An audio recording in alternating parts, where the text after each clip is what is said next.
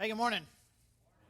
Hey, if you're new, I am Charlie, the lead pastor here, man. We're really glad you're here with us.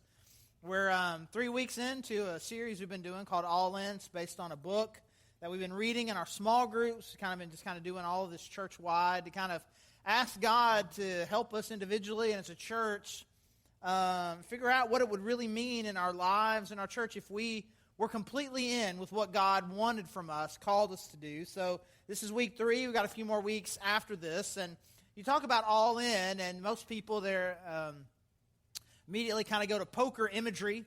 Putting all your chips in, and the poker phenomenon with Texas Hold'em, a dozen or so years ago. And Mark, of course, made this joke last week, if you were here, that he didn't really know how to play Texas Hold'em, so he had to ask the pastor on how to teach him how, which I was more than happy to do. It's actually a really fun game. There's a few things about it I like. One, there's just a lot of math involved. You may think, I didn't know there's math involved. That's why you're not very good at it.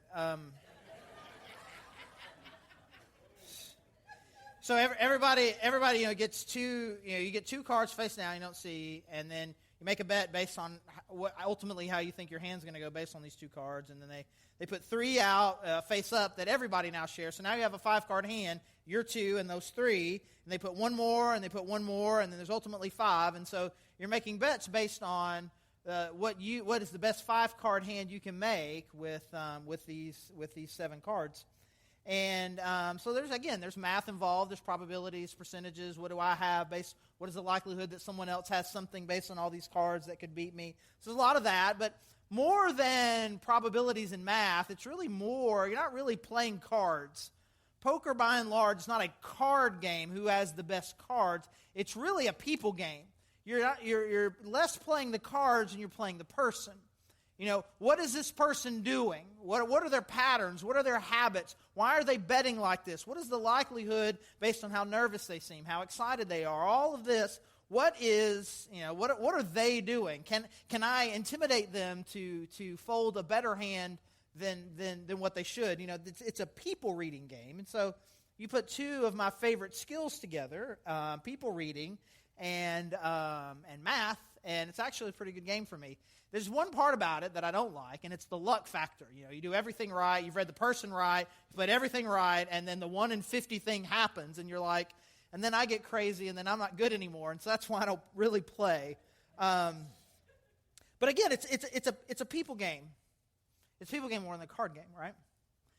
And so, as we use this metaphor, going all in, I'm going to go all in with God. I would actually like, you think about, I'm playing with a person. Well, who's the person that I'm playing in this game? Where does God fit? So I'm playing, and God's playing. Whose side is God on? And actually, I would like to use a different gambling metaphor. And again, you're going to go to a different church eventually, right? In the horse racing, there's the seedy people, right? The seedy people that supposedly are fixing the races, right? And, that happens sometimes. And if you got this inside tip from somebody that you knew 100% had fixed the race, and you knew that horse number 4 was going to win, because this guy told horse number 4 is going to win, but no, horse number 4. Is that a risky bet at that point? Are you making a bet? And what are you making the bet on? You're not making the bet on the race. I'm making the bet on this person. I'm making the bet on this person's information and what they know about what's about to happen. And you can use less shady examples. There's people who just know about these kinds of things, or even less shady than all of that. You a financial advisor, financial planner, a stock market analyst. Hey, you should invest in this. And so the risk is really based on the person. So in this game that we're playing, as we're trying to figure out who it is that God wants us to be and what our life should be like, we should imagine whatever game you would like, whatever metaphor you would like, but you would imagine that you have an advisor. And this advisor is all-powerful. He's 100% invested in you, cares about you, and he knows all the details of what's about to happen. And so, when God says, I think you should do this, is it risky? Is it risky when the God of the universe, who loves you and knows everything and has all the power, says you should totally do this? It'll be for your good. This will be good for you if you will do this. Well, it seems risky. Is it? So that's a question we're kind of contemplating a little bit today. I encourage you to turn to 1 Samuel chapter 14. 1 Samuel chapter 14, kind of make sure here we are in the chronology of all of this. Israel finally now has a king. His name is Saul. David, who you may be familiar with, and we did a series on in the spring if you're around for that. He's not king yet, but his friend Jonathan, we're going to be talking about him today. This is Saul's son, and in Saul's mind, the person who's going to be king after he dies. But God has already anointed David to be that king. So we're here with Jonathan. Jonathan and David ended up becoming best friends. And Jonathan, in addition to being David's friend, we also find out here in this story, he was actually a very capable warrior as well. Saul the king was, David was, and so was Jonathan. And so we have this story, and here the Israelites are interacting with this group called the Philistines. And they're just kind of there's this constant foil all throughout the Old Testament. These people that they seem to always be at war with. And what God has said and what God has told them is that He wants them to purge them. He wants to get rid of them, get them out of the land, and that God has promised them victory. Right? And so now we're in the middle of one of these battles here in 1 Samuel chapter 14, and we're going to start in verse 1. One day, Jonathan, son of Saul, said to his young armor-bearer, "Come, let's go over to the Philistine outpost on the other side." But he did not tell his father. Saul was staying on the outskirts of Gibeah under a pomegranate tree in Migron. With him were about 600 men, among whom was Ahijah, who was wearing an ephod. He was a son of Ichabod's brother Ahitub, son of Phinehas, the son of Eli, the Lord's priest in Shiloh. No one was aware that Jonathan had left. On each side of the pass that Jonathan intended to cross to reach the Philistine outpost was a cliff. One was called Bozez, and the other Seneh. One cliff stood to the north toward Michmash, and the other to the south toward Geba. And Jonathan said to his young armor-bearer, "Come, let's go over to the outpost of those uncircumcised men." All right, let's make sure that we're tracking with what's happening here, because this is perhaps in the Bible, and it's just full of terrible military strategies that God ended up doing something cool. This one might be the worst. Okay, so Jonathan and his armor-bearer, so you can just kind of like his war assistant, the guy who kind of fights with him. Just the two of them says, we should go to where the Philistine camp is, where their army is. And so they're walking along this pass, and there's a cliff here and a cliff here, and this is where they are. This is where the other army is, and they're down here. Now, I don't know how much you're familiar with kind of medieval, and this is early in that kind of the early war tactics, but I mean, even today, if you've got the high ground, you're pretty good. Just at a minimum, we can throw stuff at you. You can't get to us, right? We can get you. You can't get us. And they're down here. You know what we should do? We should go up there. We should climb the cliff and go get them. Okay? That's stupid. It's just dumb. It's a terrible idea. There's no way that it will work, because even if somehow you should manage to climb the cliff, when you get there, you're exhausted for, having just climbed the cliff, and now you're completely and totally outnumbered. Okay, so this is what his plan is. All right. So come, let's go over to the outpost of these uncircumcised men. And then he says this is very important. Perhaps the Lord will act in our behalf. Nothing can hinder the Lord from saving, whether by many or by a few. Do all that you have in mind, his armor-bearer said. Go ahead, I am with you, heart and soul. And Jonathan said, come on then, we will cross over toward them and let them see us. If they say to us, wait there until we come to you, we will stay where we are and not go up to them. But if they say, come up to us, we will climb up, because that will be our sign that the Lord has given them into our hands. So both of them showed themselves to the Philistine outpost. Look, said the Philistine, the Hebrews are crawling out of their holes they were hiding in. The men of the outpost shouted to Jonathan and his armor-bearer, come up to us, and we'll teach you a lesson. So Jonathan said to his armor-bearer, climb up after me. The Lord has given them into the hand of Israel. And Jonathan climbed up, using his hands and feet, with his armor-bearer right behind him. The Philistines fell before Jonathan, and his armor-bearer followed and killed behind him. In that first attack, Jonathan and his armor-bearer killed some 20 men in an area of about half an acre. So they're standing there at the bottom of the cliff, and they finally get these guys' attention, kind of little guard posts there, and then they kind of get their attention. And he's like, okay, if they see us and say they're going to come down to us, that's no good. But if they say we should totally climb up, then we'll know, which again is just ridiculous. And so what they do, and so they climb up, and really the idiots in this story, I mean, what Jonathan does is pretty dumb. But what the Philistines do is even dumber. Oh yeah, climb on up. And then as they're climbing up, like, go get a boulder, right? There's any number of things that you could do, but in their arrogance, they're like, hey, yeah, we'll just bring them on up here, man. This is going to be so fun. There's 20 of us. They're going to be exhausted. It's going to be amazing. And so, in their arrogance, they do this. And there's a scene similar to this in The Princess Bride.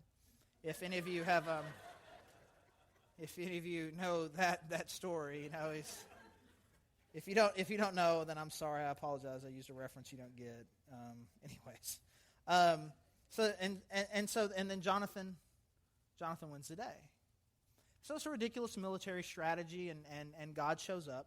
But honestly, man, all throughout the Bible, there are all of these ridiculous stories. I mean, Mark referenced a couple last week where God told Abraham, hey, leave your whole family, and I want you to go to this other place. And so God told him, and so he did it. It's crazy in that culture to have done that, but God told him, so he did it. And then he says, hey, I want you to take your son Isaac, the one who I promise is going to be an heir and be the father of a great nation. I want you to take him. I want him to be the sacrifice. And it says Abraham knew. He trusted God and knew that God would just apparently bring him back from the dead because he trusted in God's promise, so he's willing to do it, and God stopped him. And then we got some military stories. You may be familiar with this. Joshua in Jericho, where they're trying to conquer this town, and rather than having a normal strategy, God says, this is what I want you to do. I want you to march around once a day for 6 days. On the seventh day, I want you to march around a lot, and I'm going to bring the wall down. That's not a military strategy. It's dumb. It's not. You don't march until walls fall down. It just doesn't work that way. But it's what God told them to do. And so they have a certain confidence. As ridiculous as this idea is, God told us to do it so we can have confidence in it. God didn't tell Jonathan to do this. He didn't tell him to do it. This was not, and God said, you should totally climb this wall. It'll be hilarious, and I'll be with you. It doesn't say that at all. This is 100% Jonathan's idea. And here's the quote. I draw some attention to it. I'll bring some more attention to it now. Perhaps God will act on our behalf. Dude, if you're going to ask me to scale a mountain, to go be outnumbered and be completely and totally exhausted, I'm going to need a little bit better than, I don't know, maybe it'll work out. Who knows? Shrug. I mean, what's the armor bearer going to say? I mean, like you don't argue with the prince. Like, okay, buddy, sounds like a great plan. And you're thinking, this is where I die. But I mean, okay. If I say no, he's going to kill me because you don't backtalk him. So, all right, this is how we die. Climbing a mountain. There, I'll just wait for the rock to hit me in the head. All right, and it's a terrible idea, but it's not even God's idea. He's not going there with this confidence, knowing God told me to do this. So I know it's going to work. All he seems to have is, maybe. We'll see. We'll see when we get there. But here's the thing that he did have. He did have a confidence in this, that God was going to give them victory. He knew God could do it this way. He knew that God ultimately was going to give them victory. He had confidence in that. And so perhaps this is the way that God's going to do this thing he promised he was going to do. Maybe it is. Maybe it isn't. But I'm going to act in confidence, believing this is what God wants it, because I know the end is what he wants, and so I'm going to try it. I'm going to do it. At least we have a shot at winning here. We have a shot at winning. It's a better military strategy than sitting under a pomegranate tree, which is what his dad is doing. His dad, you can imagine this from an old movie, with the people with the big branches, with the big feathers on them, and he's sitting there under a pomegranate, and they ain't going to win no wars that way, right? So don't tell Dad and the little pomegranate tree. Maybe God will give us victory.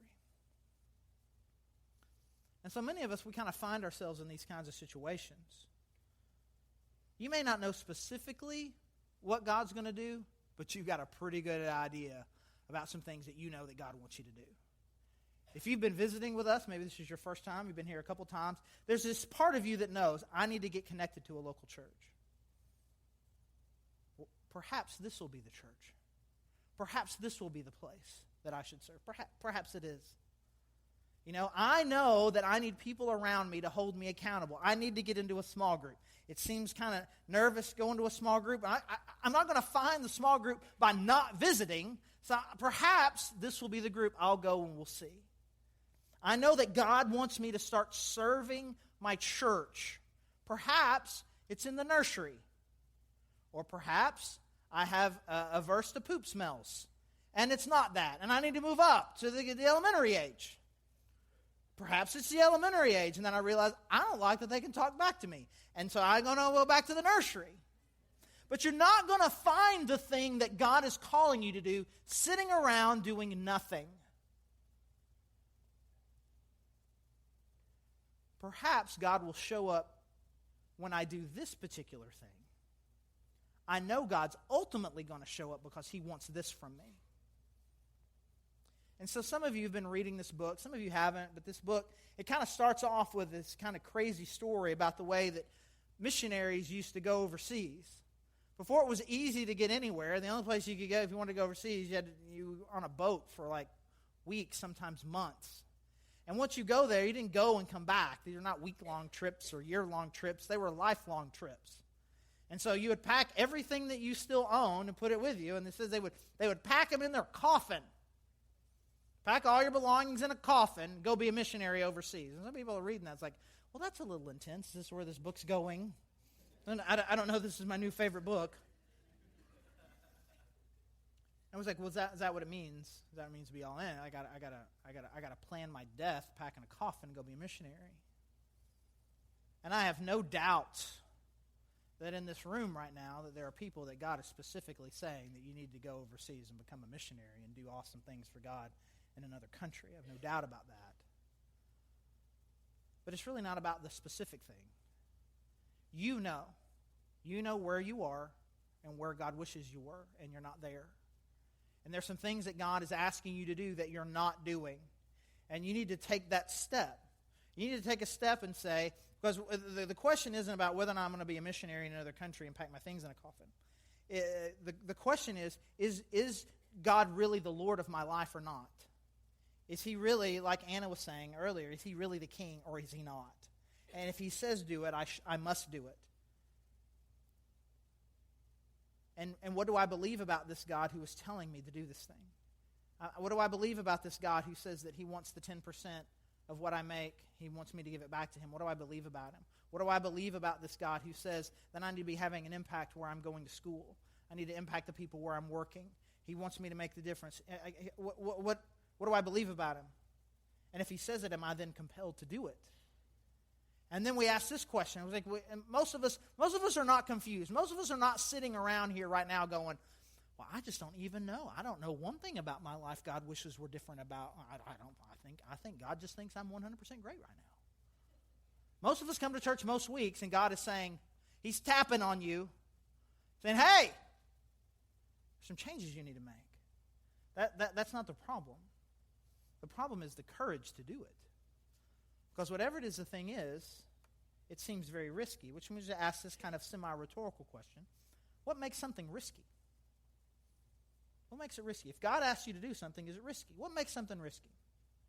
I'm going to show you a video here in just a second. I'll set it up. Last year, at the middle of August, we dropped our oldest daughter off at the U of A. And to kind of help everybody kind of adjust to this, I took my wife on a few-day vacation to places where all pastors go, take their wife on vacation, Las Vegas. And you visitors, I know you're not coming back. I love you, though. I'm glad you're here today. I would love for you to come back. I get it, though. So there's this thing called the Stratosphere. It's this giant tower. And you can go up to the 108th floor, and at the 108th floor, they will give you the opportunity to jump off the tower. You can just jump off the 108th floor, and I would like to show you a video of me doing just that off the 108th floor here. So here it is. Oh, there he is. There he is. He was there, and now, oh my word. There he is. Woo!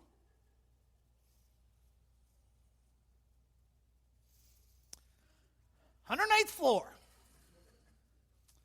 So I asked you this question. I asked you the same rhetorical question. Is that risky? Was that risky to do that? Was my life in danger? Tens of thousands of people have done that, and not one of them has died. Not one. Not one person has died. I would like to suggest to you that it was, in fact, more risky in the cab driving from our hotel to that place. By the percentages, I was more likely to get hurt or die in that car ride than I am in this thing where no one has ever gotten hurt. You're incredibly safe. They've got backups upon backups of how they have you hooked. It's a controlled fall. You're not really even free falling. They at a predetermined speed. It's essentially an outdoor elevator. That's really all that is. That is all that is. But you don't get to see the floor of the elevator, right? That's all that's going on. I mean, what are you on an elevator? I mean, you're up high, and there's these cables, and they drop you down at a predetermined speed down to the bottom. You don't usually get to see it. You're not outside, right? It's not risky. It's not risky at all. Let me tell you when I was scared, though. I was scared. So I'm standing there inside in the stupid little get-up, and they say, "Step outside." And I'm on this platform. At the end of the platform, there's no, gate or anything. It's like, between me, there's, to right here, there's, that's where you go off. And I'm just standing here in this outfit, and you're wanting me to step out here. And, I could slip and fall, or one of you could slip and fall, and then we're all in trouble. And I'm like, okay. So I kind of step out here, and I'm like, I would really love it if you would, connect me to something. And I'm really nervous the whole time. I think, take another step forward and put your hand on this thing. Put both your hands over here. And I'm like, and I'm just so nervous, right? I say, well, now take your other hand and put it over here. And I'm like, okay.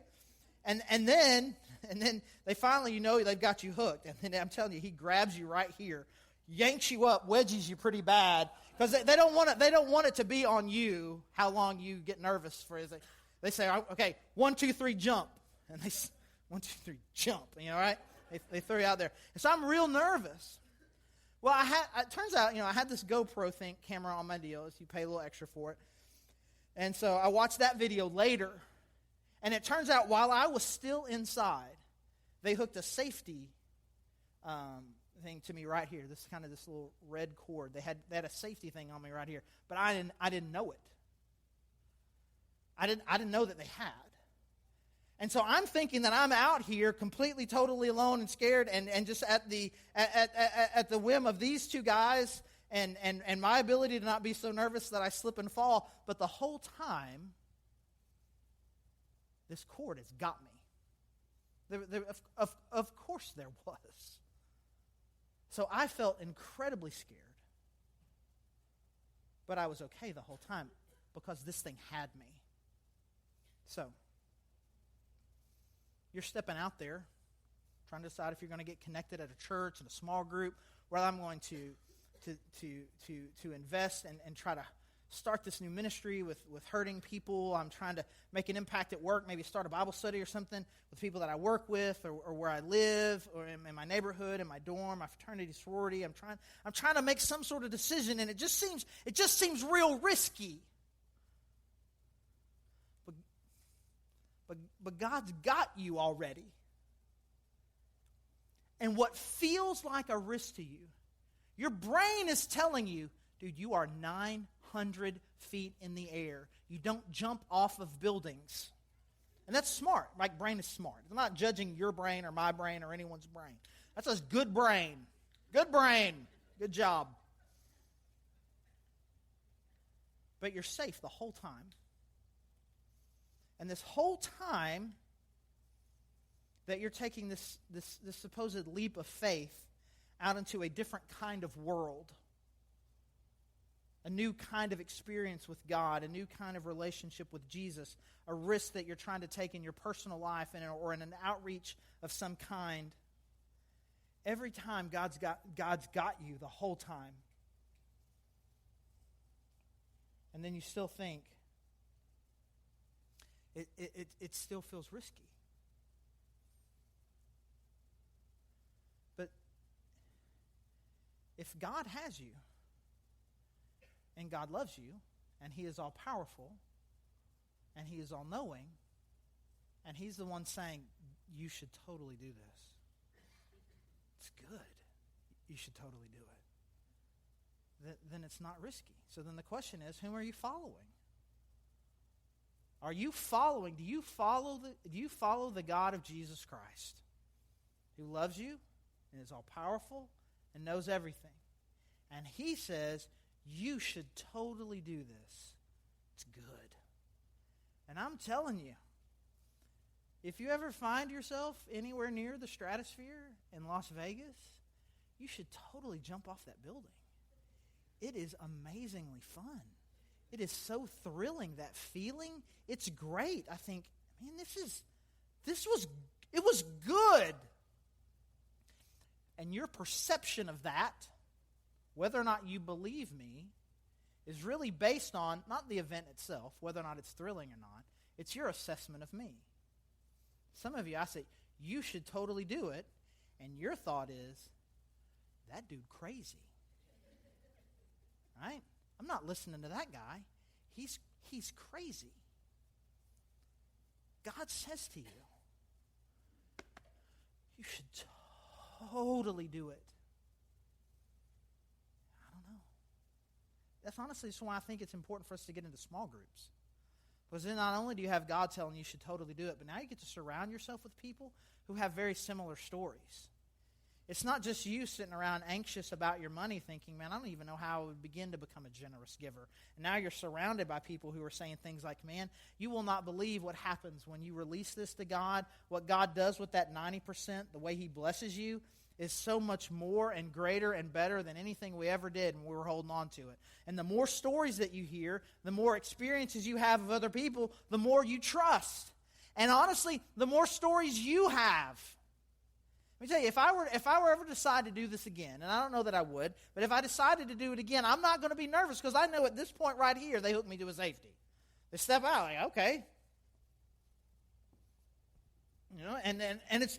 And I already know how fun it is going down. Now it's just a money calculation. It's not free. They're not letting you jump off the building for free. So to do it twice, I don't know if I want to do it again. But if I did, I know already. And there's countless illustrations of things like that. Things that you thought were just going to be awful, and then you finally did it. It was amazing. And that's how it is when we finally say yes to the thing that God's trying to get you to do. Once you finally got the story, I never thought I was the kind of person who could be a part of a church. And then I went to this church and God did this thing and it was amazing. I never really wanted to be in a small group, but the best friends I've ever had have been in this small group. I never thought 3-year-olds are weird and awkward and they smell and just, but I love it.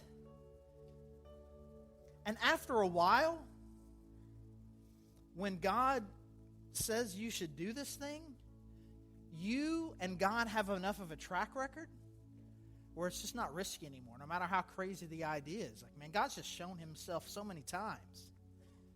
So if the thing that God is calling you to, it still feels like, I can't do it, it's too scary, it really is a question, it really comes down to this: you just don't know God very well. And that's the kind of thing that we just need to work on. Because the God that we all say that we want to follow, He's not going to let you down. Now, we're going to talk about this next week. Sometimes there's a gap of expectations between what let down means and good means, and lengths of time between doing the thing and the payoff. God sometimes is working on a completely different calculation. His reference of time is very different than ours. His definition of good is sometimes different than ours. But again, you take enough risks, you step out enough with God, you trust Him enough, you follow enough, you declare Him to be your Lord enough, and it just stops being risky. This is just me following a good God who loves me dearly. And so let's just make this commitment. We're kind of at the midway point here. of the series that we're doing, and hopefully you've gotten connected at a small group and you're having some good discussions about these topics.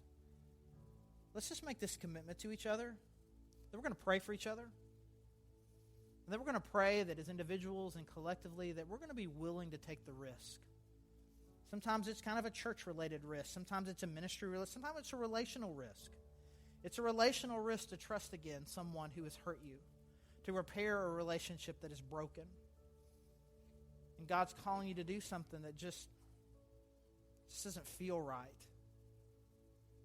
But let's just pray that we would have the courage and that we could be the kinds of people, individually and collectively as a church, who are trusting God, who are all in, with a God that loves us and is looking out for us.